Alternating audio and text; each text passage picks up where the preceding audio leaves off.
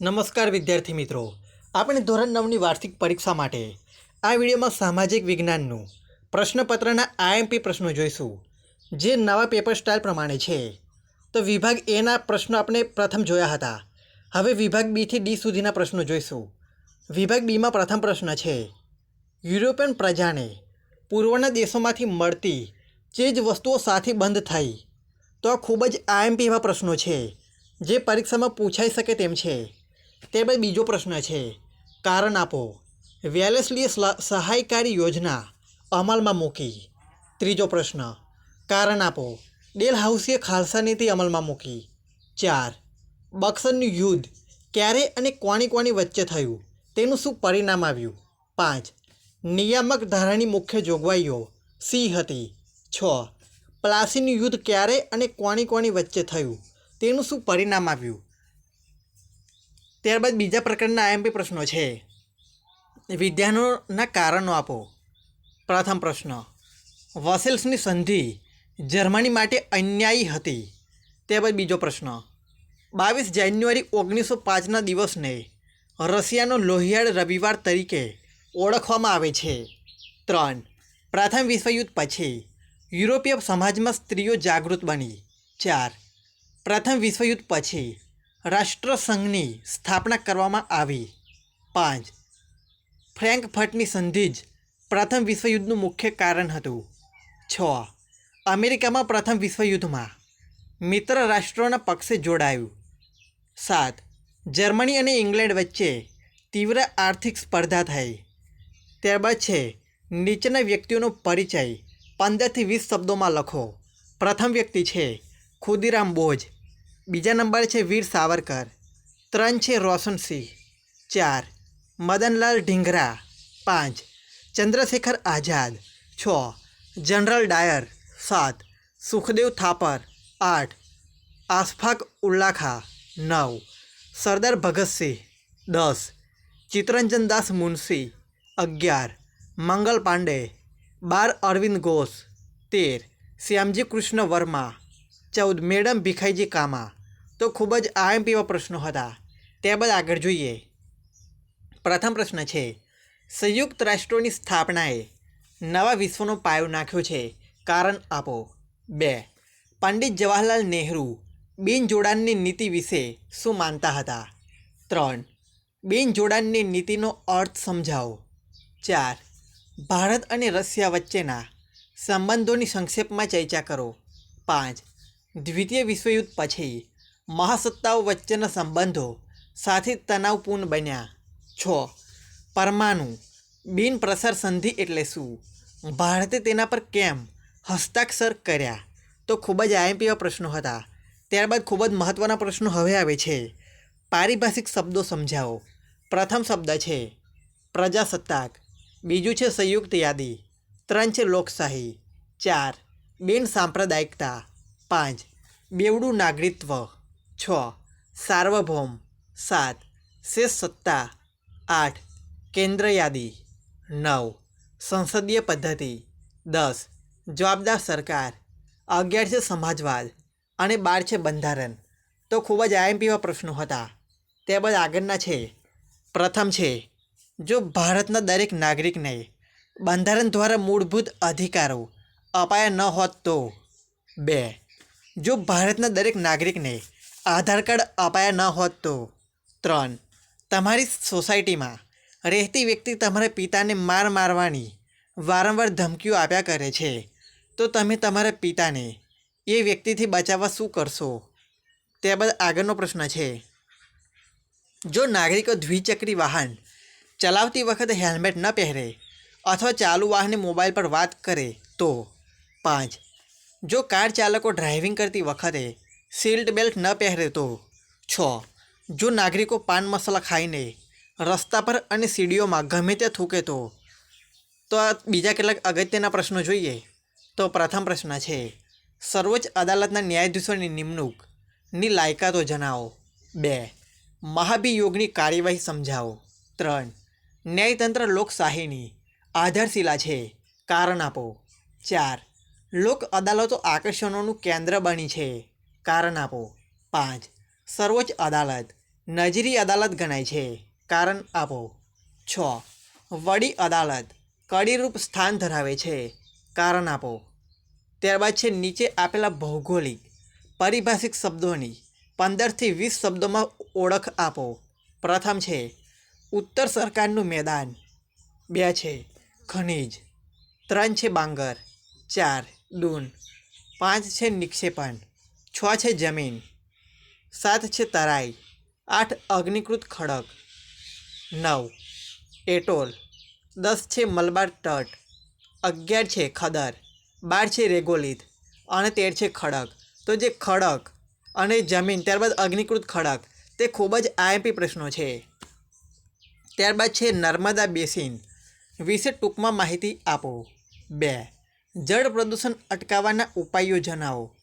3 નદીઓનું આર્થિક મહત્ત્વ જણાવો. 4 સરોવરોની ઉપયોગિતા જણાવો. 5 કૃષ્ણા અને કાવેરી બેસિનની વિસ્તૃત માહિતી આપો.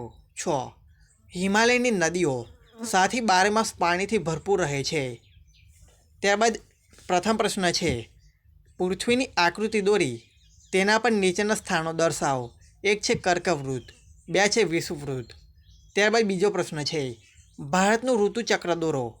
પ્રશ્ન નંબર 3 22 ડિસેમ્બરે પૃથ્વીની સ્થિતિ આકૃતિ દોરો. ત્યારબાદ બીજા કેટલાક મહત્ત્વના પ્રશ્નો અહીં સ્ક્રીન પર આપેલા છે. 21 જૂને પૃથ્વીની સ્થિતિ આકૃતિ દોરો. હિમવર્ષા એટલે શું? ઓક્ટોબર હીટનો પરિચય આપો. તો ખૂબ જ આઈએમપી એવા પ્રશ્નો હતા. ત્યારબાદ છે ભારતના જંગલોમાંથી કઈ કઈ ઔષધિઓ મળે છે? સંકલ્પના સમજાવો. મેંગ્રુવ જંગલો, ખરાવ જંગલો. જંગલોના વિનાશના કોઈ પણ 4 કારણો લખો. ભારતમાં મુખ્યત્વે કયા પ્રકારના જંગલો જોવા મળે છે? શંકુદ્રુમ જંગલોની વિશેષતાઓ જણાવો. જંગલો રાષ્ટ્રના આર્થિક વિકાસ માટે ઉપયોગી છે. ભૌગોલિક કારણ આપો. ત્યારબાદ પ્રકરણ 19ના એમપી પ્રશ્નો જોઈએ. તો પ્રથમ પ્રશ્ન છે તમારી શાળામાં કેટલાક પ્રવાસીઓ આવે છે. તેમાં પુરુષોએ ધોતિયું, જબ્બો અને માથે સફેદ ટોપી કે પાઘડી પહેરેલી છે. વિદ્યાર્થીઓ કુતૂહલવશ વિચારે છે આ કયા પ્રદેશના લોકો હશે? જણાવો કે આ પ્રદેશ કયો છે.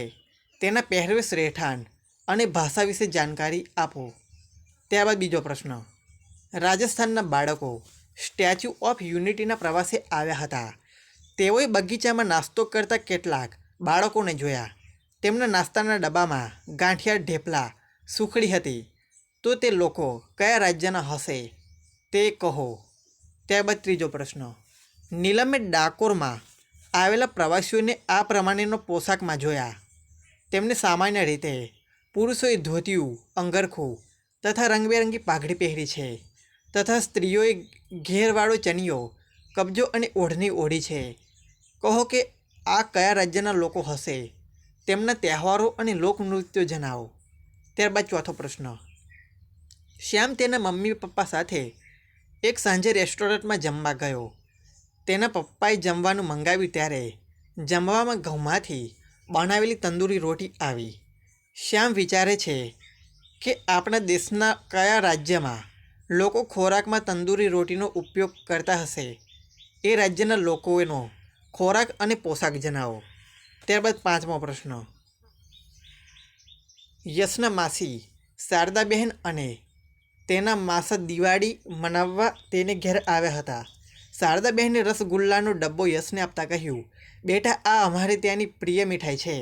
તમે જણાવો કે એ મીઠાઈ કયા પ્રદેશની છે? તે પ્રદેશના લોકોના પહેરવેશ અને તહેવાર વિશે જાણકારી આપો. છઠ્ઠો પ્રશ્ન તમારા વર્ગમાં એક નવો વિદ્યાર્થી આવ્યો હતો.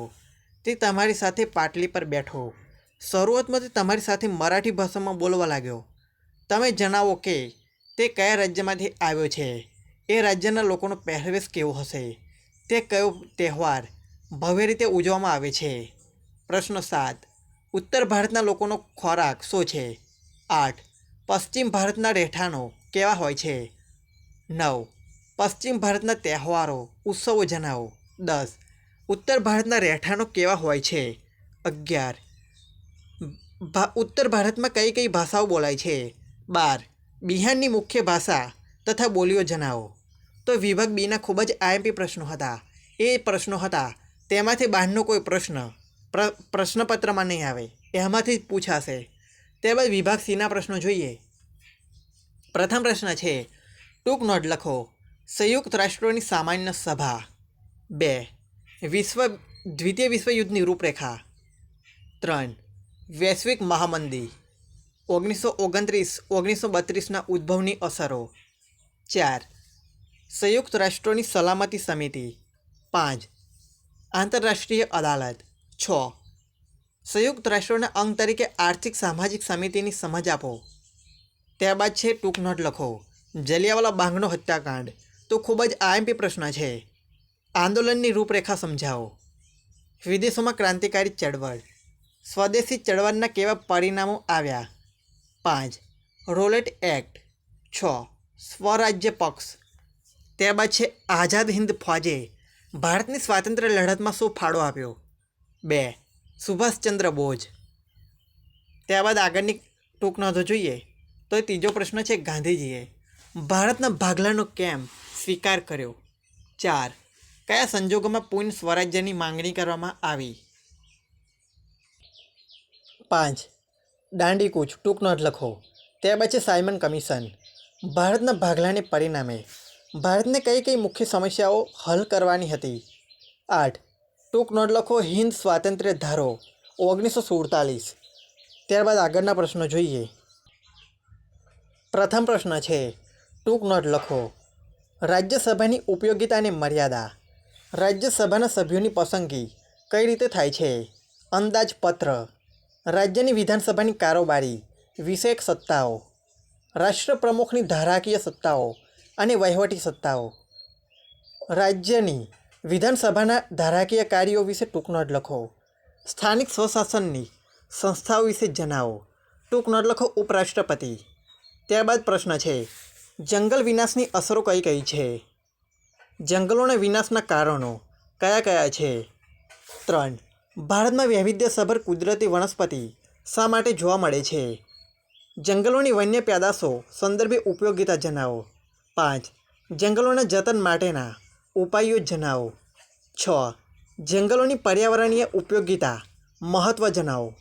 શંકુદ્રુમ જંગલોની વિશેષતાઓ જણાવો. તો ખૂબ જ આઈએમપી પ્રશ્નો હતા.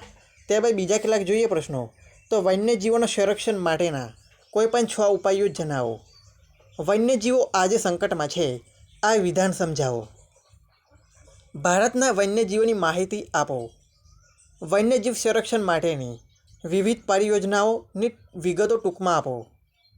ભારતના પ્રાણી ભૌગોલિક પ્રદેશોની યાદી આપો. ભારતના પક્ષીઓની વિવિધતા અજોડ છે, ભૌગોલિક કારણ આપો. ઉત્તર ભારતના રહેઠાણો કેવા હોય છે. પશ્ચિમ ભારતના લોકોનો પહેરવેશ જણાવો.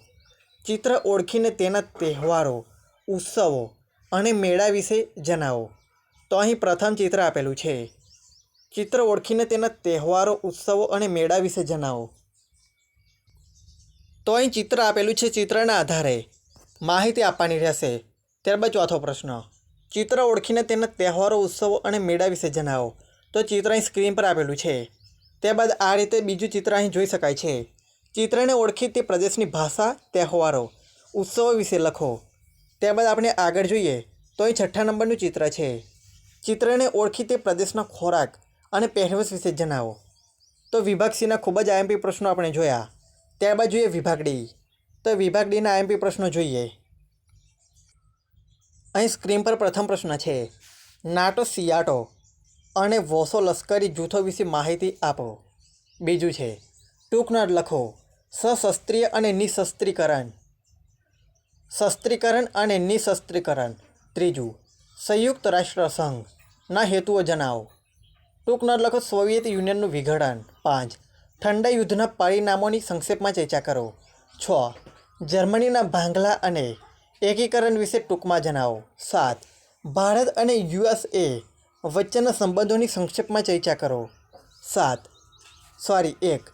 હૈદરાબાદ અને જૂનાગઢના રાજ્યો ભારતીય સંઘમાં કેવી રીતે ભળ્યા, સંક્ષેપમાં ચર્ચા કરો. 2. દીવ દમન અને ગોવાના ભારતીય સંઘમાં જોડાણની માહિતી આપો. 3. ભારત સંઘમાં દેશી રાજ્યોના વિલીનીકરણ અંગે સંક્ષેપમાં માહિતી આપો. 4. બંધારણનો અમલ શરૂ થયો ત્યારે ભારતમાં કેટલા વર્ગના રાજ્યો હતા? કયા કયા? 5. ટૂંક નોટ લખો કાશ્મીરનો પ્રશ્ન. ભારતનો ટેકનોલોજી ક્ષેત્રે વિકાસ. 7. પ્રદેશવાદ. દેશી રાજ્યો રિયાસતોના એકીકરણમાં સરદાર પટેલનો ફાળો. 9. પ્રાદેશિક અસમાનતા. ત્યારબાદ બીજા કેટલાક અગત્યના પ્રશ્નો જોઈએ. ત્યારબાદ આગળના પ્રશ્નો જોઈએ તો ટૂંકનો છે. રાજકીય પક્ષના પ્રકારો. ભારતમાં ચૂંટણી તંત્ર. ગુપ્ત મતદાન એટલે શું? સમજાવો. 4. લોકમતના મુદ્રિત માધ્યમો. ચૂંટણી પંચ અને રાજકીય પક્ષો. ભારતમાં ચૂંટણી પ્રક્રિયાનું વર્ણન કરો. 7. સંસદીય લોકશાહી અને પ્રમુખીય લોકશાહી. 8. મતદાર અને સરકાર. 9. લોકમતના બીજાનું માધ્યમો. 10. લોકશાહીમાં લોકમતનું મહત્ત્વ દર્શાવી લોકમતના માધ્યમોનું સંક્ષેપમાં વર્ણન કરો. ત્યારબાદ અગત્યના પ્રશ્નો જોઈએ તો આપત્તિની માનવ જીવન પર થતી અસરો સવિસ્તર વર્ણવો. 2. વાવાઝોડા વખતે શું કરવું અને શું ન કરવું જોઈએ. ત્યારબાદ ચોથો પ્રશ્ન છે. સુનામી વિશે ટૂંકમાં માહિતી આપો. 5. ટ્રાફિકની સમસ્યાના ઉકેલ માટે શું શું કરવું જોઈએ. 6. વિષાણુજન્ય રોગોથી બચવાના ઉપાયો લખો. 7. આપત્તિ પછીનું પુનઃસ્થાપન નોંધ કરો. 8. વાહન અકસ્માત ન થાય એ માટે શું શું ધ્યાનમાં રાખવું જોઈએ. 9. વિશ્વની કેટલીક આતંકવાદી ઘટનાઓની માહિતી આપો. 10. ટ્રાફિક જામ એટલે શું? તેની અસરો કઈ કઈ છે? ત્યારબાદ આગળના પ્રશ્નો જોઈએ આપણે તો અહીં સ્ક્રીન પર આપેલા છે. ભારતના પડોશી દેશો ચીન, નેપાળ, શ્રીલંકા, બાંગ્લાદેશ, ભૂતાન, માલદીવ. રેખાંકિત નકશામાં આ સ્થાનો દર્શાવવાના છે.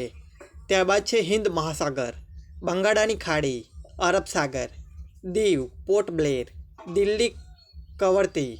4 છે 68°5 પૂર્વ રેખાંશ વૃત્ત. ભારતની પ્રમાણ સમય રેખા 82°30 પૂર્વ રેખાંશ. 5મું છે કર્કવૃત્ત. ત્યારબાદ છે પ્રકરણ 14ના MP પ્રશ્નો જોઈએ તો 1 છે અરવલ્લી પર્વત, 2 છે પશ્ચિમ ઘાટ, કારાકોરમ ઘાટ. ત્યારબાદ આગળના પ્રશ્નો જોઈએ. ત્યારબાદ ચોથા નંબરનો પ્રશ્ન છે ભારતીય મહામરુસ્થળ. 5. માળવાનો ઉચ્ચ પ્રદેશ, લેટેરાઇટ જમીન ધરાવતો પ્રદેશ, કાળી જમીન ધરાવતો પ્રદેશ, કાંપની જમીન ધરાવતો પ્રદેશ, રાતી જમીન ધરાવતો પ્રદેશ. 10 છે સિપકી લા ઘાટ. ત્યારબાદ છે 1. કુદરતી સરોવરો, કોલેરુ સરોવર, ઢેબર સરોવર, વુલર સરોવર, સાંભર સરોવર, ચિલ્કા સરોવર, પુલિકટ સરોવર. 7 છે વેમ્બનાડ સરોવર. ત્યારબાદ આવે છે નદીઓ. નર્મદા નદી, તાપી નદી, મહી નદી, સાબરમતી નદી, મહાનદી, કૃષ્ણા નદી, કાવેરી નદી. ત્યારબાદ આવે છે વન્યજીવ અભયારણ્ય, રાજાજી, પેરિયાર, મનાસ, રણથંભોર, સુંદરવન, બનબાસા, સારિસ્કા. ત્યારબાદ છે પક્ષી અભયારણ્ય, નળ સરોવર, કેવલાદેવ, રંગનથિટ્ટુ, વેડંતાગલ. ત્યારબાદ છે રાષ્ટ્રીય ઉદ્યાન, કાજીરંગા, વેળાવદર, સિમલીપાલ, સંજય ગાંધી, દચીગામ, કાન્હા, બાંદીપુર. તો આ હતું સામાજિક વિજ્ઞાનનું સંપૂર્ણ IMP પ્રશ્નપત્ર. આવા જ એજ્યુકેશનને લગતા વિડીયો જોવા માટે ચેનલને લાઇક, શેર અને સબસ્ક્રાઈબ જરૂરથી કરજો.